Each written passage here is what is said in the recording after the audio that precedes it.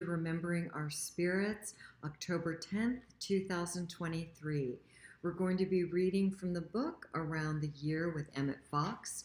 I'm still in California. Uh, my mom is doing a great deal better, and I'm flying home back to New Hampshire tomorrow. So I'm so grateful she's doing better. Also, prayers of God's grace and peace and comfort to all people in Israel, all Jewish people all over the world, and all of the innocent Palestinian suffering. I can't not acknowledge it. I can't not.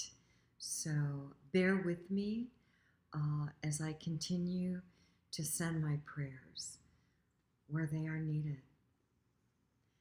Around the Year with Emmett Fox, October 10th. Actually, I take that back. Cancel.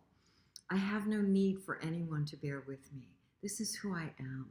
I'm a minister of God. And that is where I know to go, especially when I feel powerless. And I feel powerless with what is happening in Israel and Palestine. This is what I do know. I am to continue sharing with you, and remembering our spirits through the end of this year with this book, October 10th. Your own brand. You cannot claim too much for yourself, provided you claim the same thing for all other human beings. In fact, it is our duty to claim all good things and to continue claiming them until they demonstrate in our outer experience. Of course, this law works both ways, and therefore you must be very careful not to claim the negative things that you do not want. On the western ranches, the owner of a steer brands it with his name, Bar A Ranch, or some such cipher. Then, if it should wander into strange territory, it will always be returned to him. On the other hand, when an animal without his brand wanders into his corral, he says, "This is not my steer," and out it goes.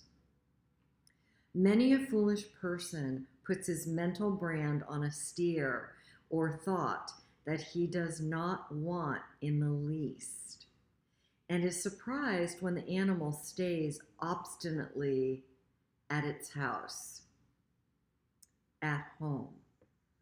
People say my rheumatism, my forgetfulness, my poverty, etc., branding the steers they do not want instead of turning them out of the corral. When you really want something, brand it deeply with your own name, and it will be yours. And everyone shall keep himself to his own inheritance. Numbers 36:9. If the metaphor of branding an animal doesn't work for you, pick one that does. Before my near-death experience in 1993, where I had an experience that took on the form of Mary, which is why I have her in my videos, it is simply a symbol of the representation of the love that I experienced in my near-death experience. The love that I know experientially, that the God of this, the energy of God is love and only love. It's symbolic. So if the branding doesn't work for you, then pick a metaphor that does. I know for myself, as I was saying, before my near-death experience and before I choose to live alcohol-free in 1995, I focused on what I didn't want all the time. Everything I focused on was fear-based. Everything. Everything I focused on was fear-based and what I didn't want. And what did I experience? Everything I didn't want, which allowed me to be a victim and blamer. Ugh, boring. Having lived both ways, living that way is boring. living creatively and courageously and walking through my fears and sharing the best way I know how from my natural gifts and talents and my education and experience. Way more fun. Way more fun. Are you focusing and thinking about what you don't want rather than thinking about what you want? Switching from a thought pattern of what you don't want to a thought pattern of what you do want is a brainer, and it takes time. You're not going to get a flower from that bulb overnight. You're going to have to feed it regularly and consistently with thoughts of what you do want and gratitude in receiving them. That's my experience.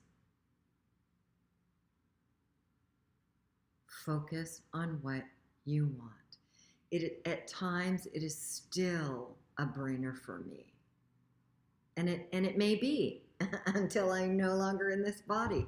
I don't know. I'll let you know. I'm going to keep walking with you.